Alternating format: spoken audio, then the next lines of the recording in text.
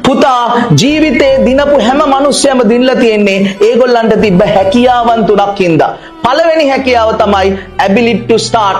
හෙට කරනවා අනිද්දා කරනවා ඉන් අනිද්දා කරනවා කියලා හිත ඉන්නේ නැතුව ඔයාට පටන් ගන්න තියෙන වැඩේ අද පටන් ගන්න.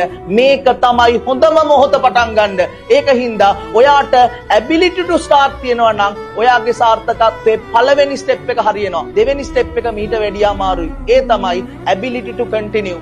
පටන් ගත්ත වැඩේ කොච්චර බාධකාවක් කොච්චර ප්‍රශ්නාවක් එක දිගට කරගෙන යන්න ඔයාට පට්ට හැකියාවක් තියෙන්න ඕන. තුන්වෙනි පියවර තමයි අමාරුම. පුතා අපි දෙයක් පටන් ගත්තම අපිට ඉක්මනට රිසල්ට්ස් ඕන. හැබැයි ඔයාට පට්ට හැකියාවක් තියෙන්න ඕන රිසල්ට්ස් එනකන් අල්ලගෙන ඉන්න. ability to wait.